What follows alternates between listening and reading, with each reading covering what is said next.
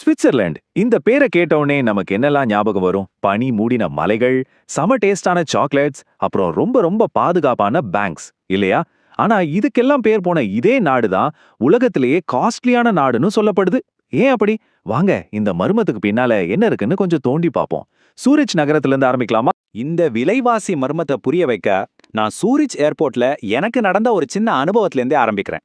அப்போதான் அங்க இறங்குனேன், பசியா இருந்துச்சு. சரி சாப்பிடலான்னு ஒரு ஃபுட் கோர்ட்டுக்கு போனேன். அங்க ரொம்ப சிம்பிளா ஒரு இந்தியன் மீல் ஆர்டர் பண்ணேன். அப்போ அதோட விலை எவ்வளோ இருக்கும்னு நினைக்கிறீங்க? 40 ஸ்விஸ் பிராங்க்ஸ். ஆமா, 40. நம்ம ஊர் காசுக்கு கணக்கு போட்டா கிட்டத்தட்ட 3800 ரூபாய் வரும். சரி, இந்த 3800 ரூபாய்க்கு என்னதான்யா கொடுத்தாங்கன்னு கேக்குறீங்களா? ரெண்டே ரெண்டு வகை காய்கறி, கொஞ்சமா சாதம், அப்புறம் ஒரு சின்ன அரை துண்டு ரொட்டி, அவ்வளோதான். இது ஏதோ 5 ஸ்டார் ஹோட்டல் ஆர்டர் பண்ணது இல்ல, சும்மா ஒரு ஏர்போர்ட் ஃபுட் கோர்ட்ல வாங்கினது. சரி, இது என்னோட தனிப்பட்ட அனுபவமா, இல்ல ஏர்போர்ட்ல இப்படிதான் இருக்குமா, இல்ல சுவிட்சர்லாந்து முழுசுமே இப்படிதானா? வெறும் கதையா பேசிக்கிட்டு இருக்காம வாங்க டேட்டாவை பார்த்து என்ன சொல்லுதுன்னு தெரிஞ்சுக்கலாம். இதை புரிஞ்சுக்கிறதுக்கு காஸ்ட் ஆஃப் லிவிங் இண்டெக்ஸ்னு ஒன்று இருக்கு. சிம்பிளா சொல்லணும்னா, உலகத்துல இருக்கிற நகரங்கள்ல வாழ்றதுக்கு எவ்வளோ செலவாகும்னு ஒப்பிட்டு பார்க்குற ஒரு டூல் இது. இதுக்கு நியூயார்க் நகரத்தை ஒரு பேஸ் லைனா எடுத்து அதுக்கு 100ன்னு ஒரு ஸ்கோர் கொடுத்துருக்காங்க. இப்போ பாருங்க, நியூயார்க்கோட ஸ்கோர் 100, இந்தியாவோடது வெறும் 24 தான். ஆனா சூரிச் 113.1. ஆனா நில்லுங்க, இங்க தான் ஒரு பெரிய ட்விஸ்டே இருக்கு. உலகத்திலேயே காஸ்ட்லியான டாப் 6 நகரங்கள் 6மே சுவிட்சர்லாந்துல தான் இருக்கு. நம்ப முடியுதா? அப்படியா? எப்படி ஒரு சின்ன நாடு இவ்ளோ காஸ்ட்லியா இருக்க முடியும்? வாங்க இந்த மர்மத்தை ஒன்னொன்னா பிரிச்சு பார்ப்போம். துப்பு அவங்களோட பொருளாதாரத்துல தான் ஒளிஞ்சிருக்கு. சுவிட்சர்லாந்து உலகத்துக்கு என்ன விற்பனை செய்யுதுன்னு யோசிச்சு பாருங்க. அவங்க விற்கிறது வாட்ச், சாக்லேட் மாதிரி ரொம்ப மதிப்புள்ள முழுசா தயார் செய்யப்பட்ட சொகுசு பொருட்கள். ஆனா இந்தியா மாதிரி நாடுகள் என்ன ஏற்றுமதி செய்யுது? விவசாய பொருட்கள், மூலப்பொருட்கள். இப்ப நீங்களே சொல்லுங்க, ஒரு சொகுசு பொருளை வித்தா வர்ற லாபம் அதிகமா, இல்ல அதை செய்யறதுக்கான மூலப்பொருளை வித்தா வர்ற லாபம் அதிகமா? இதுதான் முதல் பாயிண்ட். ஆனா இங்கே ஒரு கேள்வி வருது இல்லையா? சரி, சுவிட்சர்லாந்து மட்டும் இல்ல, மத்த நிறைய வளர்ந்த நாடுகளும் தான் உயர் மதிப்பு பொருட்களை ஏற்றுமதி செய்யுது. அப்போ அவங்கள விட சுவிட்சர்லாந்து மட்டும் ஏன் இவ்ளோ வித்தியாசமா, இவ்ளோ காஸ்ட்லியா இருக்கு? அதுக்கு ரொம்ப ஆழமான ஒரு காரணம் இருக்கு. ஸ்விட்சர்லாந்து ரொம்ப தெளிவா தன்னை உலகத்துல இருக்கிற கோடீஸ்வரர்களை ஈர்க்கிற ஒரு காந்தமா மாத்திக்குச்சு.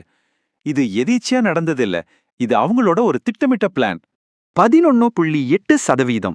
இந்த நம்பர் என்ன தெரியுமா? சுவிட்சர்லாந்துல வாழ்ற பெரியவங்கள்ல இத்தனை சதவீதம் பேர் மில்லியனர்கள். இன்னும் சிம்பிளா சொல்லணும்னா, நீங்க சுவிட்சர்லாந்துல ஒரு தெருவுல நடந்து போறீங்கன்னு வச்சுக்கோங்க, நீங்க கடந்து போற ஒவ்வொரு 10வது ஆளும் ஒரு மில்லியனரா? சும்மா நினைச்சு பாருங்க.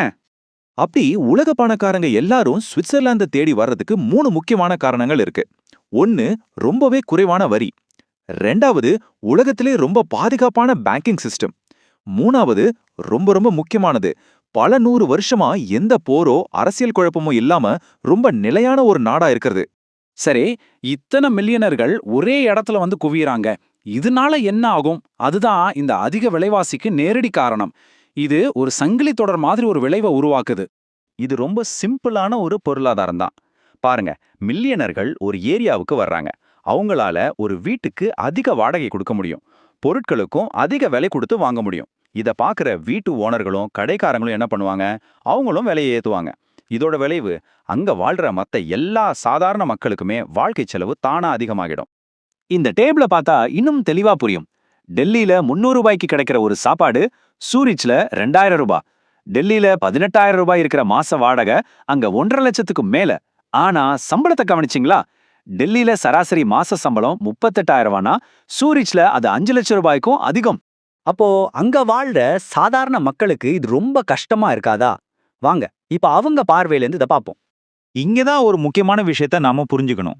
அங்க விலைகள் எந்த அளவுக்கு அதிகமா இருக்கோ அதே அளவுக்கு சம்பளமும் ரொம்ப ரொம்ப அதிகம். அதனால சுவிஸ் பிராங்க்ல சம்பாதிக்கிற அந்த ஊர் மக்களுக்கு இந்த விலைவாசி ஒரு பெரிய பாரமா தெரியறதில்ல. உண்மையிலே சொல்ல போனா அவங்களுக்கு இதுல ஒரு பெரிய பிளஸ் பாயிண்டே இருக்கு. அவங்களோட அதிக சம்பளம் அவங்க நாட்டுக்குள்ள இருக்கிற செலவுகளை சமாளிக்க உதவுது. அதே சமயம் அவங்களோட கரன்சியான சுவிஸ் பிராங்க் உலகத்திலே ரொம்ப வலுவானது. அதனால அவங்க வெளிநாடுகளுக்கு டூர் போகும்போது மத்த நாடுகள்ல எல்லாமே அவங்களுக்கு ரொம்ப ரொம்ப சீப்பா தெரியும். ஆக மொத்தம் சுவிட்சர்லாந்து உலக பணக்காரங்களை ஈர்த்து தன்னோட பொருளாதாரத்தையே ஒரு உயர் மதிப்பு பொருளாதாரமா மாத்திக்குச்சு. அதோட விளைவுதான் இன்னைக்கு அது உலகத்தோட காஸ்ட்லியான நாடா இருக்கு. இது நம்ம எல்லாரையும் ஒரு முக்கியமான கேள்வியை கேட்ட வைக்குது. பணக்காரங்க எங்க வாழணும்னு முடிவு பண்றாங்க, ஆனா அதுக்காக மத்தவங்க கொடுக்கற விலை என்ன?